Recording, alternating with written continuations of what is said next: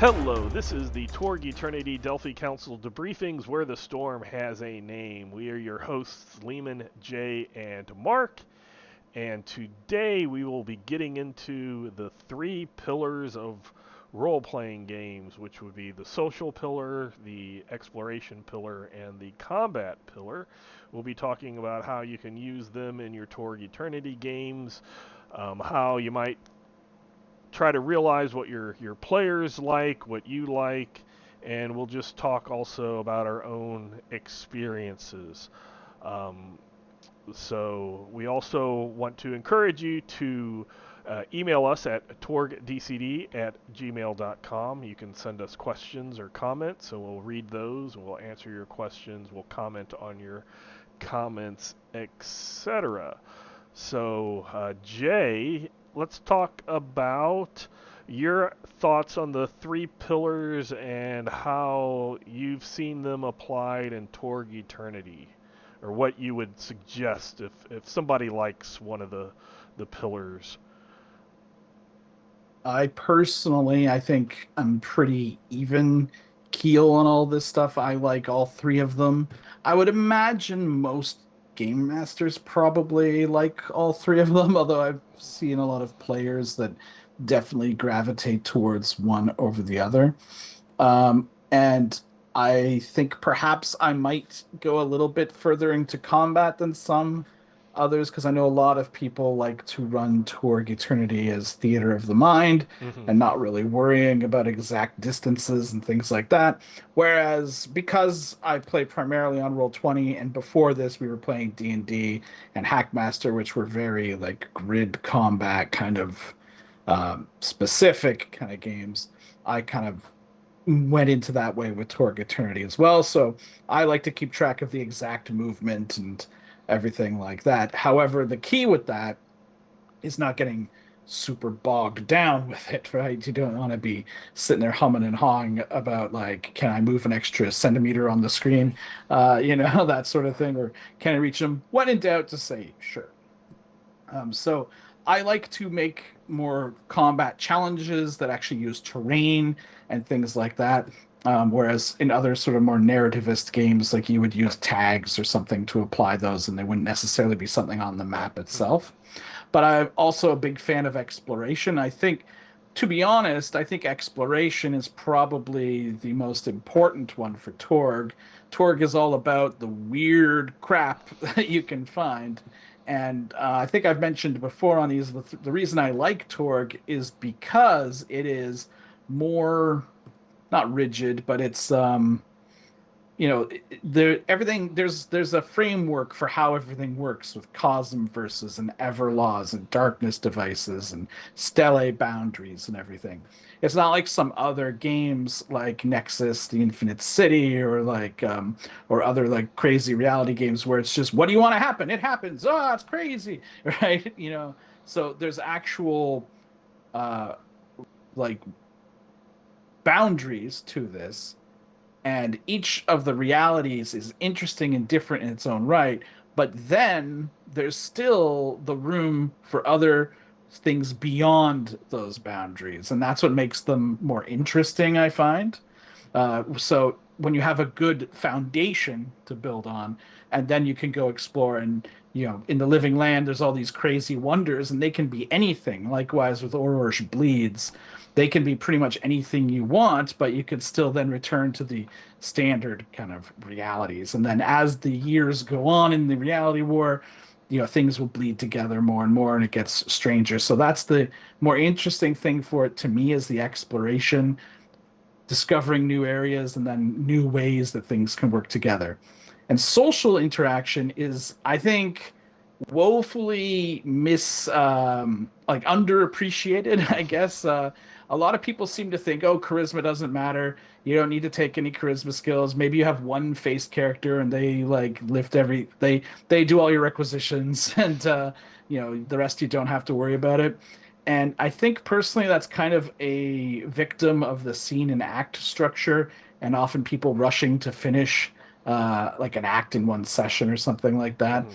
in reality, you can be totally social. You can play an entire game session of Torg Eternity, barely rolling any skills. You could just be in role play the entire time.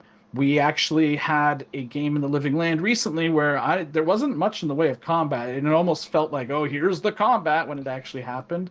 But they spent most of the time talking to this tribe. Um, I was mentioning the whole reality storm worshippers before. Just trying to ingratiate themselves, figure out the different factions going on there, and all kinds of things. So a lot of there's a lot of potential for social interaction that I think gets slept on a lot. And I've mentioned before I could probably do an entire podcast on just how to use charisma, since so many people ignore it. But I think all three are important. I think all three should be used heavily, but I think exploration is probably the one that brings people to the dance for Torg. Okay, Mark, what are your thoughts?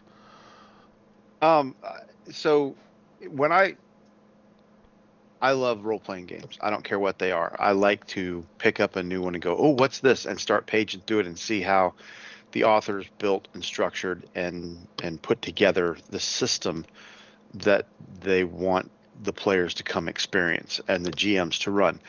And typically, the three things that I like to try and figure out when I'm skimming through it, I'll check the chapter listing if it has one in the glossaries and other stuff, is I want to see how do they build this, how do they build characters, the skill system, which is essentially the core to the role playing for me, in my opinion, is how you build a character in the game really is a fundamental anchor for to me the way the designers expected the role playing aspect to flow from, because that that is that two-dimensional sheet of numbers and pen marks or pencil marks, it becomes the face of who you see in your mind in the game, and the way you build those mechanical things onto that piece of paper naturally draws the player into expressing their character in a certain way. So if you have like fate, you have aspects. So when you have an aspect that is tied to, you know, she always falls down when running. That could be an aspect, because in horror movies, when the girl is running away, she's going to trip and fall. That's a trope. So you could build an aspect on that. So the aspect system lends you to thinking about, okay, this is the phrase I picked in the situation my character is in. Does that phrase apply, and if so, how? And how can I use that in a way that fits in with what we're doing? That's one way that system draws the player into the role playing. The skills system, which Torg has, and the ads based on the attributes, draws the player into, I have a high strength, I have a low charisma, in most cases, dump stats, charisma or mind, something like that. I'm dumb and I'm ugly, but I'm really strong and nimble. So you look at those five stats and you start thinking of your character in the terms of how those numbers fit into your mind, and then you pour it over to the skills, and those skills where you put your ads kind of, again, shapes the situations in the game. So the combat system is the same way. You look at the combat system, how do the dice roll? What are the probabilities? When you get a probability, how much damage can I do? What's the damage on the threats or the bad guys or whatever, and evaluating the combat system. And then again, the exploration, I like to call it the discovery portion, because it doesn't matter. D&D has dungeons. You go in and you explore a dungeon, right? There's a physical location, and you've got a map, and you got a map key, and when they go to this one spot, you look at that number on the map key and it tells you what's going on. Well, Torg doesn't really have that. You can do it, and I tend to do that a lot because my roots are in AD&D, but Torg doesn't really do that. Torg has a scenes and act structure in which you can make it flow from site to site, and inside an act you can put locations and then freeform how they go to which locations, kind of like scenes and whatever. But that limits you to a 3 to 5, maybe 6 locations, scenes, however you want to work that out. But it doesn't really. That's kind of taking a square peg and pounding the corners off of it to fit the round hole, because it's not really. So discovery, as Jay was pointing out, Torg is much more into, well, what's the mystery in this box, this mission, we're going to call the box a mission. What's the thing we got to learn? What do we got to discover? We've got a beginning at the mission brief, and then we're going to go through the course of these scenes and acts, and there are things that we're going to learn, and we're going to use those skills to discover those things. So I like discovery a lot more than exploration, because every game's got some discovery in it.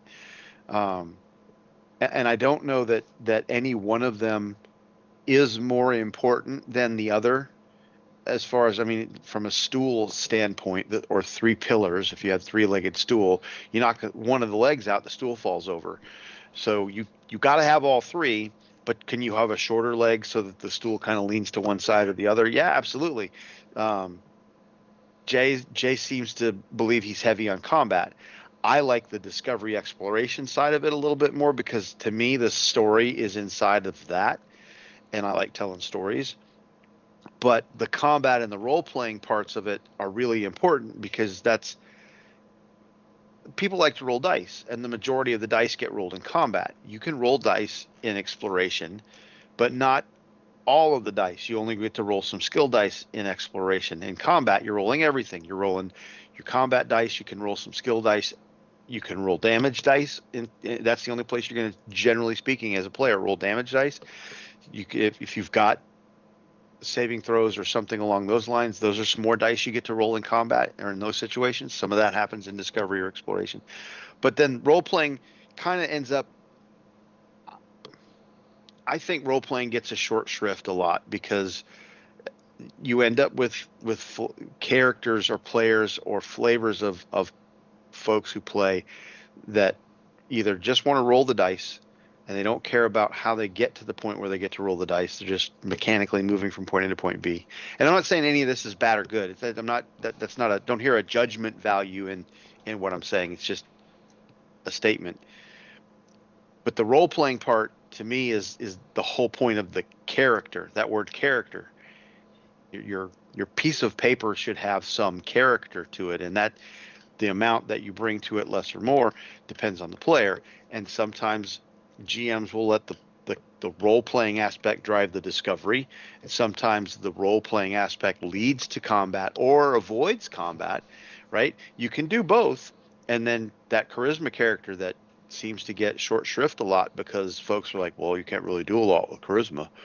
You can avoid combat. If your GM works that way, you can avoid combat with charisma a lot if you're good, right? But I don't know that any one of them, one or more, has a greater or lesser. I tend to lean towards discovery and exploration, because to me the story's there, and then I use combat and role playing as tools. And I like to see the role playing aspect of it, because to me that's more interesting than just, okay, what do I do? Where we go? And okay, I'm going to do this, so I'm going to do that. I like getting into character, and that's fun to me. But I think in one of the things that Jay was lamenting about the way that this comes about is, I think it comes mainly from the slot mentality, in that, and this is not our, this is kind of the industry's fault, in that organized play in con settings, you have a limited amount of time to play, right? And so you have to squeeze this much into this much, and you have to try and figure out how to take 20 pounds of bubble gum and fit it into a 10-pound bag sometimes. And different GMs are better at that. And so we end up with, okay, we got to go. Okay, I'm going to cut this out. And maybe you cut something you shouldn't have. And no, we got to go to get all the stuff in. And at the end, everybody's like, what did we just do? And I despise that. That's why when I'm running my organized play stuff, I try to not say, okay, we're going to get it all done tonight. Mm-hmm. We'll get as much done as we can, and then we'll agree when we can come back next time to finish things, because otherwise we're going to talk about this at some point. I feel like we're railroading people into making decisions to get to a point, because we need to get to the next point, to the next point, to the next point. And I don't want to be a conductor. I want to sit back and interpret what you've done and how that rolls with the adventure, so that you get to experience it the way your table uniquely experiences it, because that's fun to me.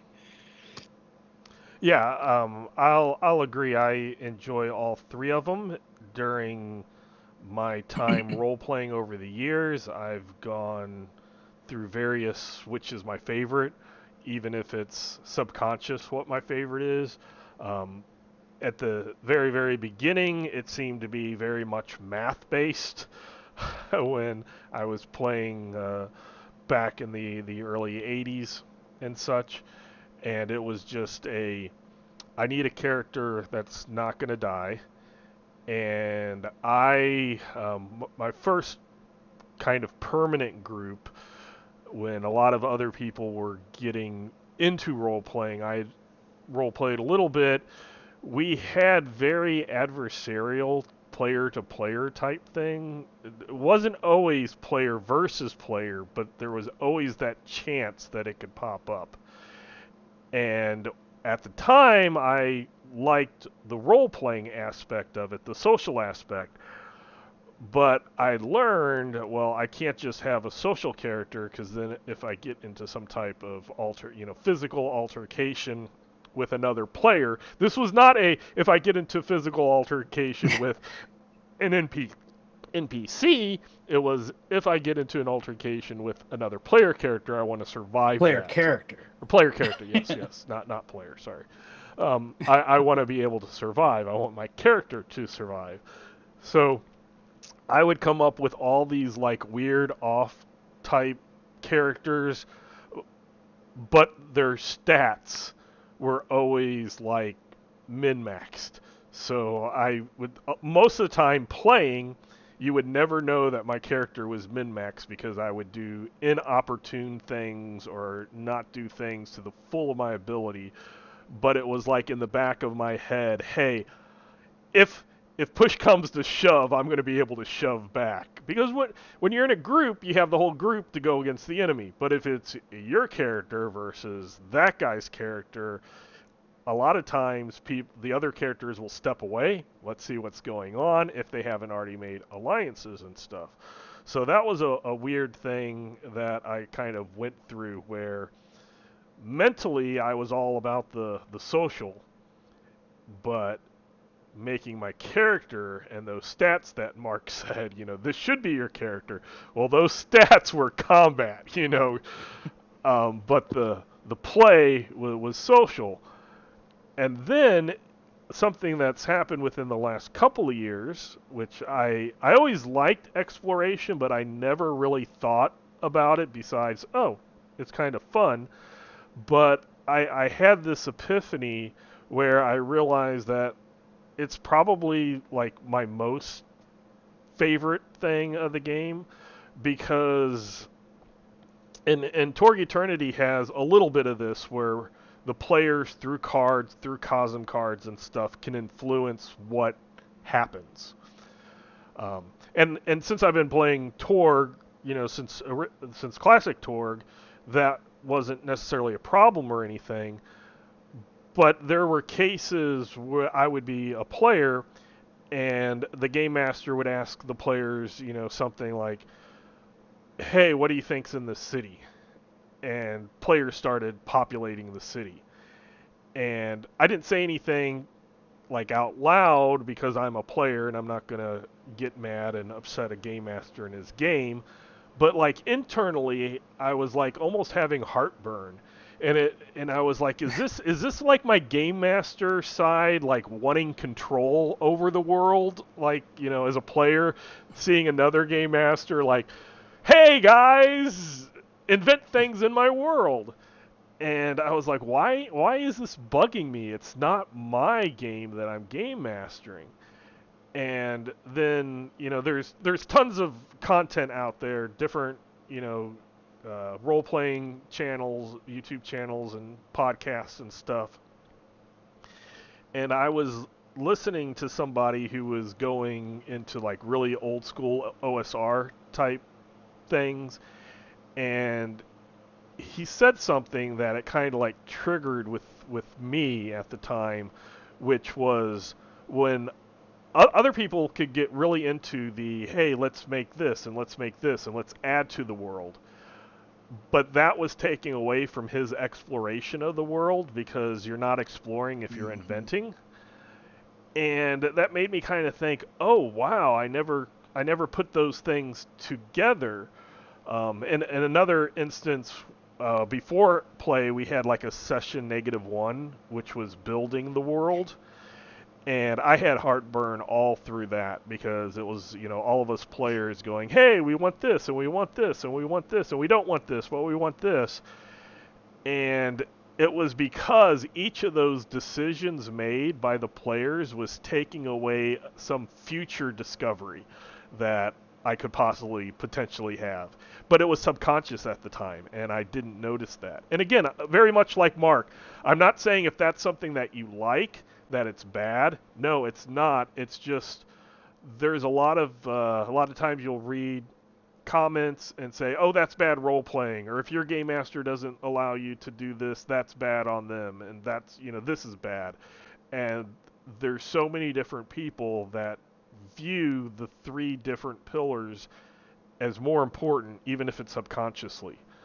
So one of the things is know what your players like and what you like as a game master, and then you can bring that out to everybody. If somebody really likes adding stuff to the world, you could have them, say on the side or stuff, do it, not necessarily do it in front of the person who wants to make all these discoveries, because then it's kind of ruined for them. But if everybody likes doing it, let everybody do it. If nobody wants to put things in your world, don't think, oh, these people don't like my world. They might just want not to interact with the world in a way that's not through their character's eyes. And the last thing with this is kind of the social, the role-playing aspect, is you'll have people that, some people really like getting into their characters, even if they don't use different voices, or some do, but they'll really get into the role playing. They'll like the long discussions and stuff. But then you have other people in other groups who they might have people that just aren't that social and are a little shy, or new gamers, or new gamers who aren't, they can get intimidated by all these people talking in weird voices and doing stuff, and they might just want to roll a die. Here's my persuasion roll, and I beat the DN, so I did that, and that's not bad. It's just if you're going that way, you need to realize that your players or a player or two is like that.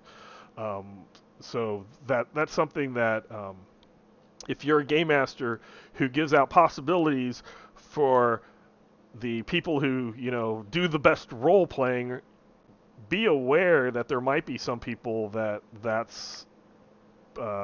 can be little anxiety to them, or they're not quite comfortable doing it, because I've noticed in the past also you can have the loud person who poo-poos everybody's ideas except for their own, talks above everybody, and because they're the loudest, the game master pays more attention to them. So also be aware of your role players and the social aspect. Do these, is everybody kind of along the same page, or do you have some players you might have to focus a little more on the role-playing side just to make sure, okay, you're uncomfortable with this, you can do your roles and we'll come up with, stuff you said.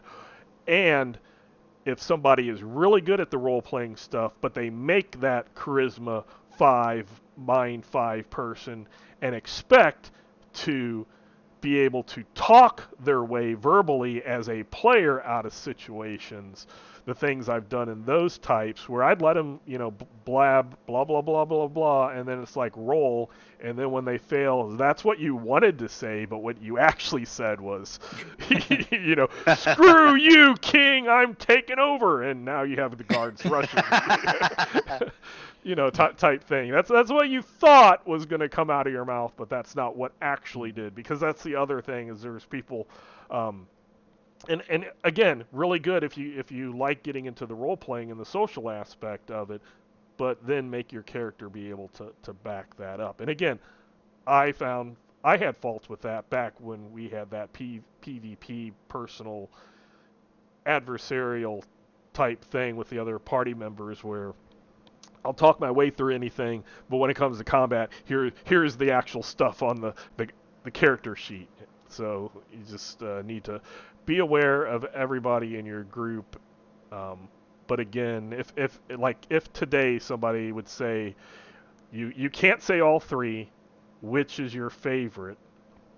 I would say the exploration, and as both Jay and Mark have said, in Torg Eternity, a lot of the exploration is all of the weird stuff that's happening, all the crazy mixing of realities, or even in a reality, all learning about the living land. When you go on first walk, and you're just expecting the Edenos to be just sticking you with their their spears or the pointy end of their spears, and you actually get into their religion and Lanala and Optants and Gotax, and you learn stuff. That's a really cool experience. You can get your role playing in there. You can also get your exploration as you're learning about the world, and that can apply eight at least 8 more times in Torg Eternity, because every reality is going to have its own lore and its own unique way to explore it. Um, so let's open it back to Jay. If there's anything else that you've been thinking about these 3 pillars, or as a player, or is it Torg wise, whatever. Well, I think it's interesting the way you were talking about exploration. I guess there's the difference between player exploration and character exploration, Right. right? True.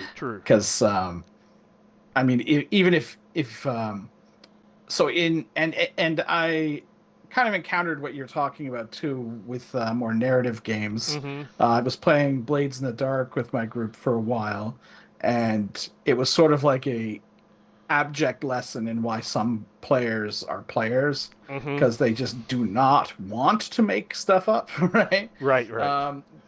So like half of my group really liked that game, half of them was like, I hated it, I don't want to ever do it again. And that also brought up the dangers of when you try to ask someone who's not into that to make stuff up for the game, Mm-hmm. and they just make up dumb crap that they clearly were doing just as a joke. So I think the nice thing in Torg is you kind of get like a little help, because the Right. cards kind of prime the pump a little bit. So Mm-hmm. even people who aren't very creative still get to play the cards, which is what I like. I'm not sure specifically. I don't know if I would say like I am super combat. It's just that it just happens to be what I'm more used to doing, but it's not really like the focus, because one thing I'll notice is when Mark was talking about time, and I do think that time and partially the act scene structure is one of the biggest reasons for kind of losing out on some things. Um, I will usually cut combats more than other encounters, because if someone played a dino attack or whatever, I mean, yes, it's supposed to happen, but now miraculously the real encounter we were going to have anyway is that. Right. you Right. know I or do we that. don't even have that encounter either. Right? Like, if a combat is taking a long time but it's obvious that they're going to win, I will be like, fine, we mop it up. Whereas for social encounters or DSRs or things like that, I will usually stick in it Mm-hmm. and go through.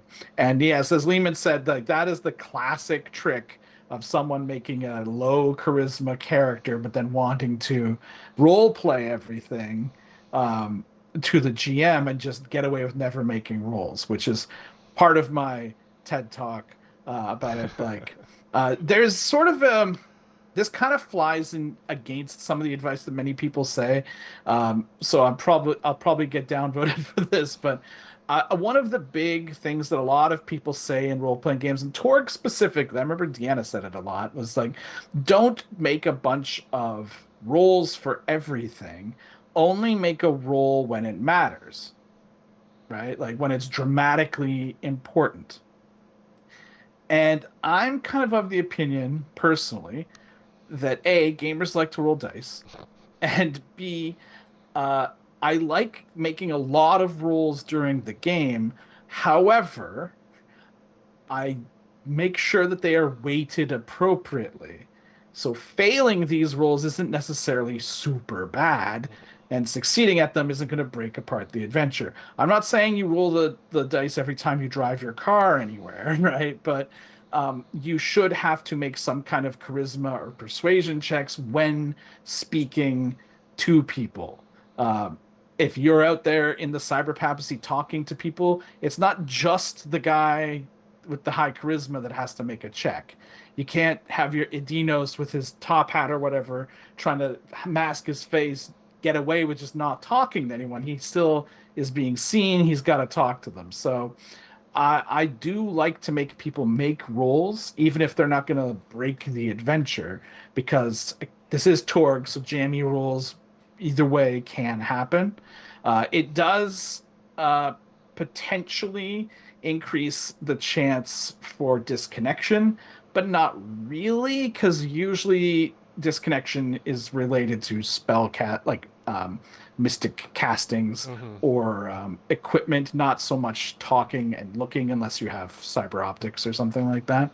Um, so I try to make sure to not let people get away with RPing to ignore their stats. Hmm. But on the other hand, like you said, you don't want it just to be your stats too. Right. Uh, you do want some player impact. And I have long since stopped giving Yeah. possibilities for role play or smart ideas or anything like that because people are swimming in them already, unless it's like their first game and they don't know what they're doing. People, they're such a hot commodity that the people don't need the help. Okay, Mark, any additional stuff?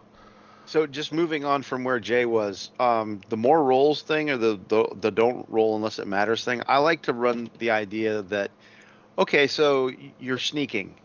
Don't roll right now. We'll assume you succeeded, or at least you think you succeeded, and then we'll call for a roll if it becomes necessary or important. And so, they're sneaking with the idea. Now the player has this in the back of their mind that, oh, I might have to roll for this. This might be important. Instead of just hand waving it all together, where if you don't call for the roll, it could be just fluff, and they don't really focus on it. The potential for whatever they're doing loses importance in their mind because there's no role attached to it. And especially in Torg Eternity, because you've got possibilities and you've got cards, you have a limited resource pool for each scene, each act, depending on how you've built your character. So the more roles you call for, the more resources you're going to deplete out of your Storm Knights. And depending on how early on in the act you are, or where the dramatic part is, or the important portion of that scene or that act, that box you're in called the mission, they may not have the resources they need to be successful or to even move the story forward, depending on how your mission's set up. So, and especially that is more if you're just doing standard DN10 stuff, Torg especially. If you're doing standard DN10 stuff, it's not as important as it is when you start getting into higher difficulty numbers, or if you get into levels of success. I'm a huge fan of having levels of success be there for if you call for a reward. I think you ought a roll. There ought to be levels of success typically for something, because if somebody does blows a roll out of the water, they ought to get more for it than if they just I got a standard success. Okay, that takes more work on the game master side, but what you end up doing to your players is they end up spending more resources all the time because, oh, well, I want the best reward for what I'm doing that I can get. That typically takes a possibility or card play or both to get there.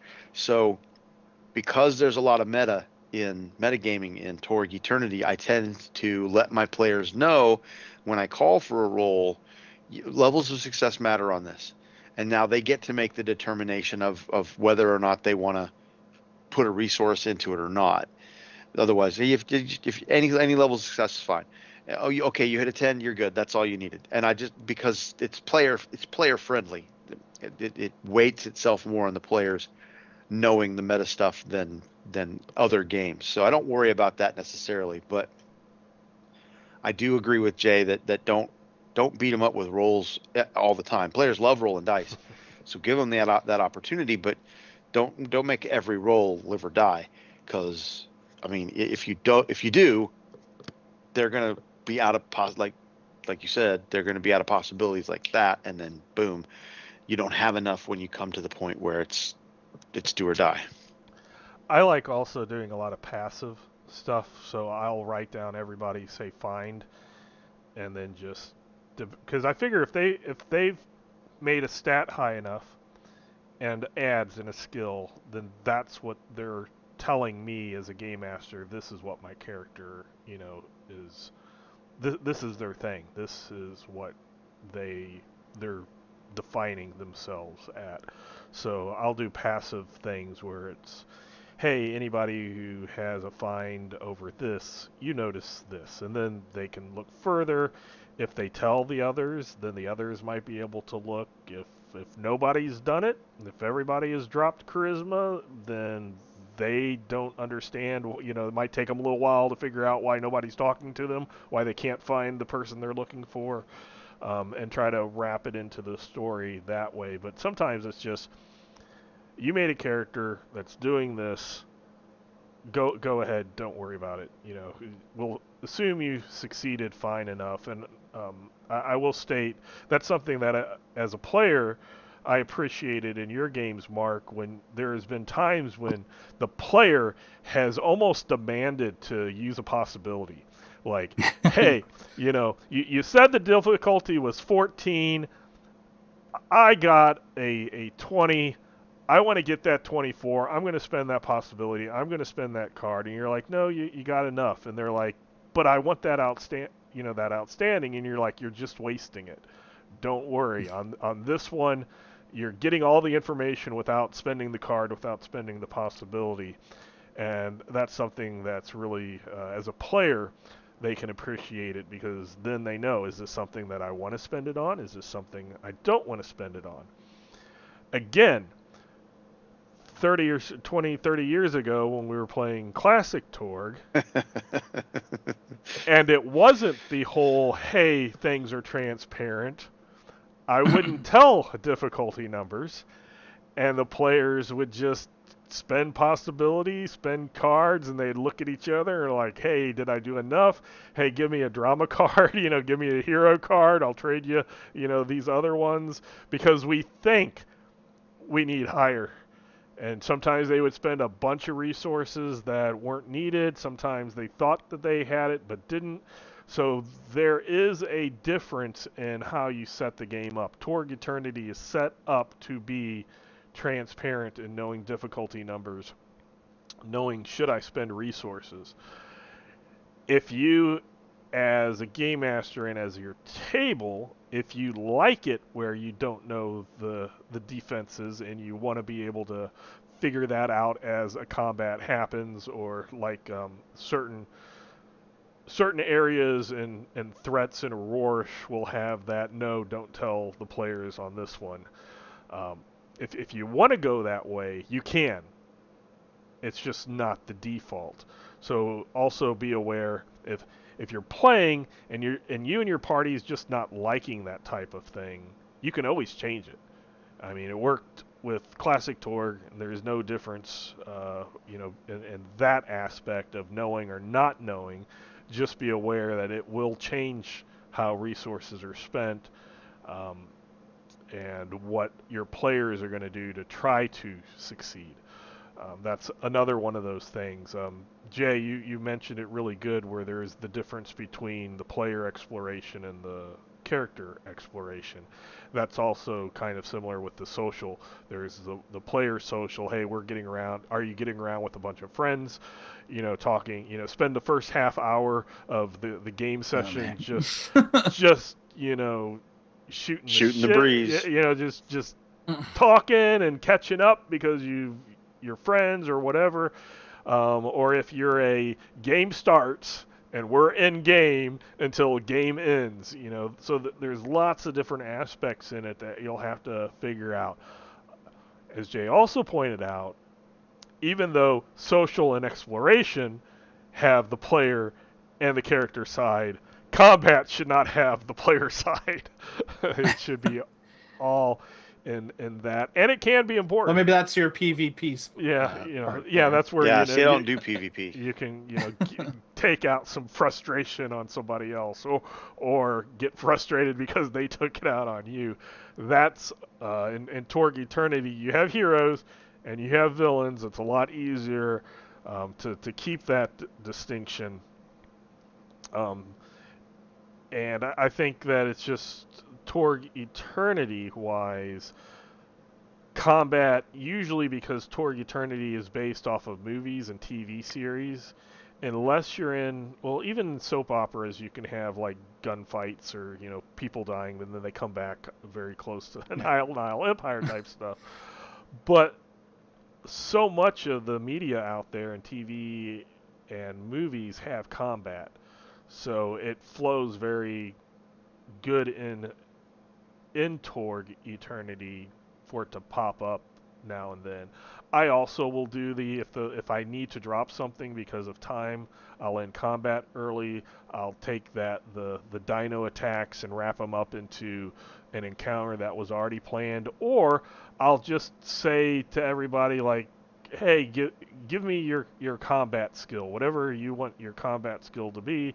Give me a roll, and then based on how good or bad they roll, oh, you had a scuffle with such and such, and if you had outstanding, you went through unscathed. If you had, a good, this thing, maybe you have some persistent shock that won't go away until you had a little more chance to do things. Very similar to how I do a lot of traveling through hazardous areas where I don't want to break it down into a scene of carnivorous plants or hiking up the mountaintop and going through that. I'll just have a general roll to kind of get a how well did you do, and then you can go forward, or something like, hey, you rolled bad, take a wound or spend a possibility, that type of thing, to breeze by combat a little bit. In my own experience, 3 games without combat will lead to some player just at the slightest noise heard will kill somebody.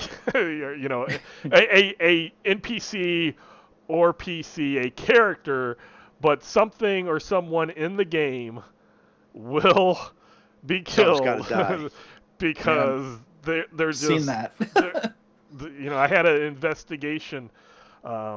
It was a detective type thing. Everybody was complaining, too much combat, too much combat. We want more, exploration and social and stuff. So I was like, okay, we'll have an act of, all combats. And I usually get through about a scene or maybe 2 scenes through sessions. And so we go through the first session, and they're doing their role playing, and they're doing their exploration and learning stuff, and finding pieces of the mystery. And then the second session comes up, and they're finding a little bit more, and they're finding a little bit more.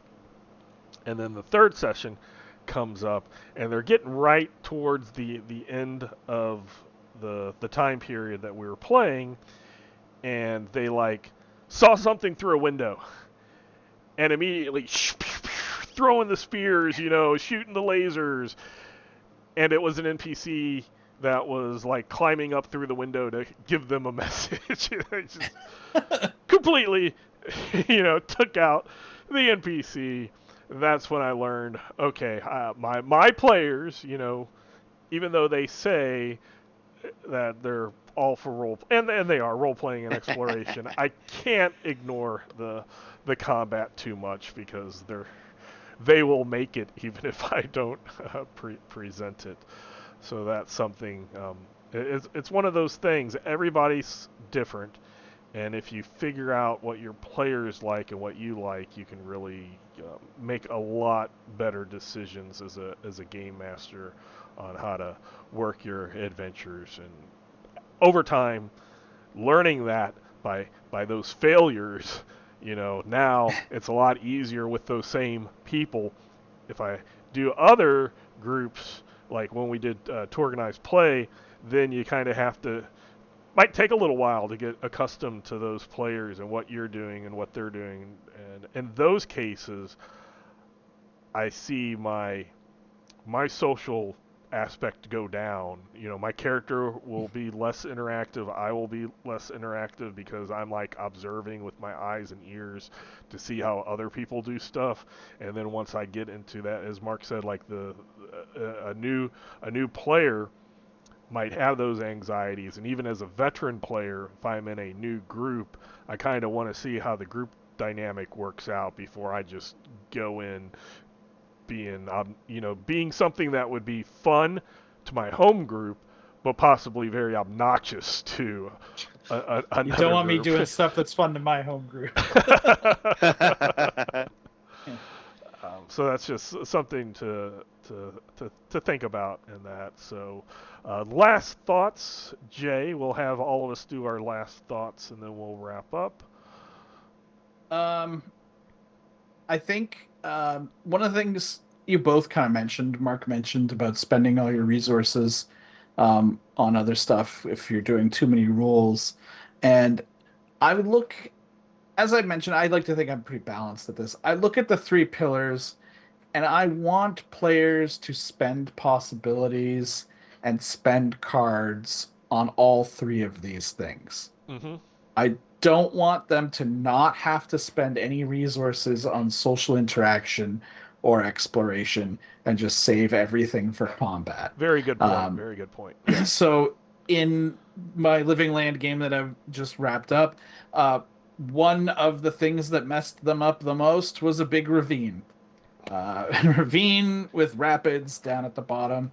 They had to climb all the way down. They had to wade across. They had to climb up. And there was, of course, because it's Torg, there's more to it than that. There's, of course, crocodile lizards in the river, and Lacton as they I were was gonna say climbing up. something flying. Yeah. But I can't remember what they did now, but they zoomed up there like. um, but just getting down that first part took like half an hour of them trying to figure out what to do because they realized, hey, none of us are. They're like, why did they send us into the living land? Like, none of us know what we're doing. But they eventually made it. But they did have to spend some possibilities and some cards and things. So yeah, I just don't want them to save everything just for combat and think that they can skate by everything. You want the entire world, like the whole game, to be alive and have things going on. And I especially agree with what Mark says about levels of success. I've always been a Mm-hmm. huge levels of success fan, back playing Deadlands and World of Darkness and everything, right? So I always use that, even. I mean, obviously there are situations where it doesn't come up like Mark said, and yeah, I agree with the no, you don't need to go any further because it's just kind of punishing at that point for no reason. Sometimes if the play, unless they're like gunning for glory, I guess is the Mm-hmm. only reason sometimes it comes up. But yeah, so I like including levels of success for different things socially and in exploration. In my original campaign for Torg Eternity, a lot of it took place in Tharcold, and a lot of it was trying to go around and talk to these like gangsters who didn't like the Thurgoldu and try to set things up and but still not get screwed over Mm-hmm. themselves and build up kind of like this whole resistance cell. And then at one point they actually did kill a Tharkoldu and everyone was freaking out like, oh my God, you killed one, we're all dead. And they had to basically then go re-find everybody and like tell them it's okay. So there's a lot of different things you can do. And a lot of it was because it all started because one person wanted to make a streetwise test to buy. Can you guess what they wanted to buy? A law rocket. A law Rockets. rocket. So I was like, okay, well, you got to find this. So yeah, I could just say it happens, but it's better to introduce this underground smuggler guy Mm-hmm. that has the sketchy RV. He drives around and becomes an NPC, and then it becomes a recurring NPC and becomes like a whole thing. So sometimes uh, you there's a kind of like a thought that okay, we're just going to make the roll and we'll get it. But as a GM, I like to always try to make it a little bit more. Add so even if it is combat or it is exploration, throw a little bit of social in there. If it's social, maybe some combat can happen. Mm-hmm. My group played a lot of Cyberpunk. That's usually how it went. And even if it's social, maybe there'll be some exploration. Maybe this person's not from the cosm you thought. Maybe you end up having to chase them somewhere else. So the three pillars don't have to be distinct. They can be meshed and intermingled as well. Okay, Mark. Closing Um, I, thoughts. my general rule for Torg Eternity is called the rule of two. And it essentially means that what makes Torg Eternity interesting is the melding of the cosms. So going into the living lands and staying just in the living lands, to me, it can be fun, but after a time it gets boring, and it's not what Torg Eternity is all about. Torg Eternity is all about the cyber papacy being in the living land. And what does that look like? And how do your Eilish characters who are in the living land encountering the cyber papacy react to all of this? So the rule of two means everywhere you go, you should have two cosms interacting somehow. More so than just I've got this one. The character, the Storm Knight, is from one cosm, and we're in another cosm. That doesn't count. So I mean, sometimes it can, I guess, but what I mean by that is the Storm Knight is encountering the melding of two different cosms, and how does that uniquely play out in this scenario? The reason I bring that up is that you can apply that same mentality to the three pillars and always have the rule of two, as Jay was just talking about. When you have combat, okay, sometimes have straight combat. We're just bashing on things, shooting at things, zapping things, electrocuting them, spell casting them, whatever, miracling them, however you do combat. And it's sometimes you just have to have straight, force on force and let's do combat. But to me, it's a lot more interesting when you use the rule of two and one leads to the other, one influences the other, or the two of them come together, and what does that look like in the scenario in which you find your players? So if you can pull that off and have the social aspect in the middle of the battle, or have an exploration like in the middle of the fight, discover something, or the social aspect leads to this due to discovery, or you discover something that opens up this whole social possibility, that to me makes a much more interesting game and a much more interesting story. Jay started out with the idea that he's more on what I say is a war game mentality in feet and squares and inches. I'm more of a theater of the mind, and I think Roll20 can do either one. So he's down for the inches and miles. I'm down for the theater of the mind. You can do both. But let me close with this. This is my last thing. If you haven't played it, you should play First Walk. If you're a game master and you haven't run it, you should run First Walk. It is arguably the single best one-act mission in Torg Eternity. It is freaking amazing. You need to find a way to play it. You need to find a way to run it. It's a great, great mission. I would agree. It's a very awesome mission. I enjoyed it a lot. It's one of those that, again, you expect spears being poked at me, and you come out of it with a very cool understanding of Ednos culture, or at least that one group of Ednos, their culture, and you can learn a lot of the lore of the Living Land and the way that Ednos think and stuff, which I think is really, really awesome. So I guess the last things I would like to say myself would be, yes, mix the pillars if you can, like both Jay and Mark said. I think I've mentioned it before. There was a situation, and when we went through our deep dive of Fires of Ra, where there is a fight between your heroes, your Storm Knights, and your villains, and then everything starts collapsing on both of you. And the thing I remember, and the thing that my players remember, and will always remember, and probably would have forgotten if not, is when that started happening, the Storm Knights and the villains looked at each other and just did kind of a head nod and went like, truce. you know, and got out together. You know, it was like a let's simmer down the hostilities, or you're not getting out or we're not getting out. If we don't fight, we can all get out. And then it was a once we got out, okay, the villains were clearly in a not in the they were in the lesser situation of who was going to win, and were allowed to leave, but they left defeated.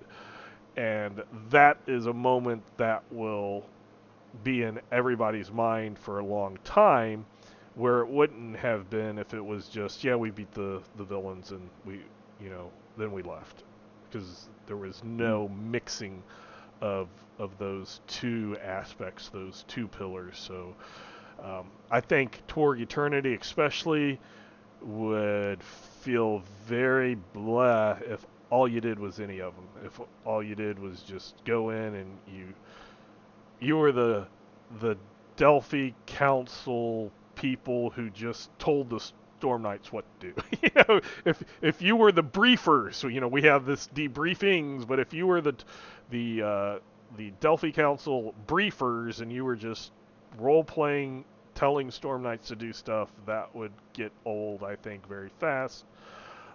If you were just exploring and exploring and exploring and exploring, that could be interesting. But if nothing's being done about it, you're not doing your social stuff, so you're not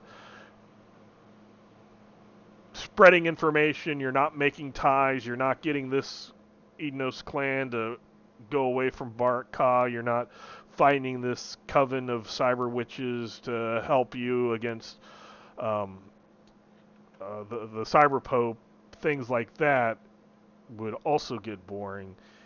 And as much as the people that I play with can like combat, love rolling dice, they've also been in games where that's pretty much what it was, and did not like those games at all, where it was like after a couple of sessions, nope, that's just too much mindless combat. To go with the whole VTT thing, I find it extremely amusing that all of my classic Torg before VTTs was done Theater of the Mind. And then when I started this new campaign, we started off with classic Torg, and we were Theater of the Mind, and we met in person, and then people got jobs in different states, and other people moved, so the party split. We went to VTT, and immediately they wanted battle maps. They wanted to move. So even though we had the battle maps and kitchen tables and stuff, Theater of the Mind, and it's still like that. The same group, if we meet in person, we will play Theater of the Mind, and if we're on a VTT, we will do grid-based combats and scenes and stuff. It's very strange. Don't know why, but that was their preference, and either way, I can work with it. So that's something also that you might think about. If you're playing in person and you need to play on a VTT or opposite, be aware that sometimes what works on one doesn't work on the other, but what works on the other one might work better than on the previous. So I know a lot of people are like, I only like playing in person, or there's some people that's like, I can only play VTT.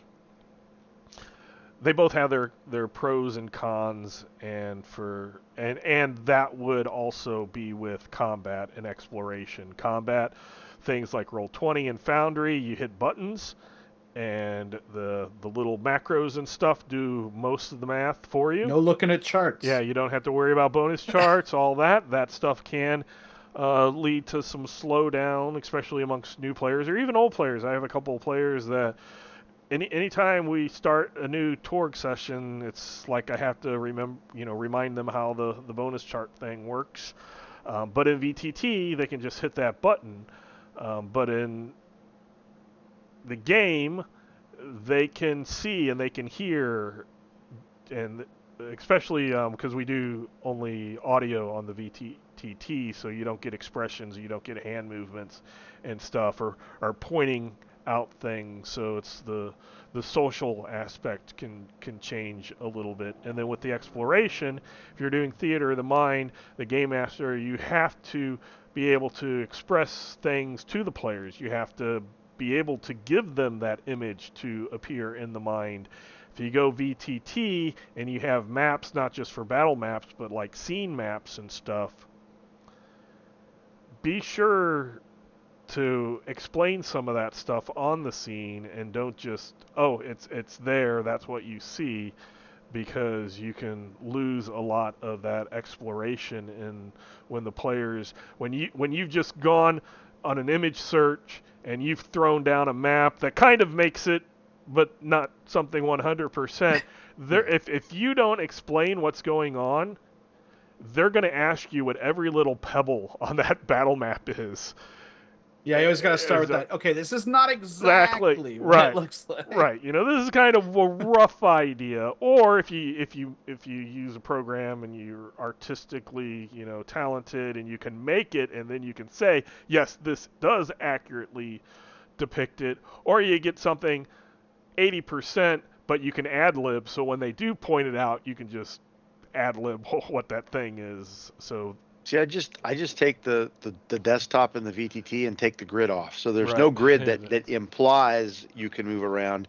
It's just an image that's a scene setter. Right. And then use the box text to try and elaborate on what that image is setting as a tone, right? And then when the players begin to poke around, you got to start, if they're getting cold, they're moving away from the thing that you want to look at, you got to start dropping breadcrumbs in the other direction so they get till they get hot, or they hit, oh, you know, give me a find roll, you know, and then they, oh, okay, you see this thing, which leads them to something else, which leads them to something else. But typically the players are pretty smart about that. They're looking around, they're looking for things, they notice the thing that you want them to notice that's there without going, okay, so the MacGuffin you're looking for is in the box in the corner. Go over to the corner, right? Because that's not fun for the players. The players want the third pillar, or one of the three pillars, discovery. They want to discover it. And players love when they're right. They love to snowball an idea of, what if it's like this? And then they discover that they were right, that it is like this. They love that. Yeah, it's just, the main thing was theater of the mind, VTTs, or battle maps. Both work great. Be aware, though, they both have things that they support a little more or don't support as much. And all three of the pillars can be affected by how you present the information visually or on a table, or communicate with the exploration, as we said, with the social. Again, if you're not doing video and you're not seeing the other players, you're not getting their expressions, you're just maybe hearing them. So that could take into account that things can change depending on the media that you're using, whether it's virtual, in person, if you're going battle maps, if you're going theater of the mind, even if it's VTT, there's different things that apply. So having gone through that, I think we did a really thorough discussion on how the exploration / discovery, role-playing / social, and combat works, what take into account for Torg Eternity, and when you take these ideas and other ideas out there, you can make your own Cosmverse fit your table extremely well. So having said that, go ahead and email us at torgdcd@gmail.com. And until next time, we hope you have fun in your own Cosmverse. Bye.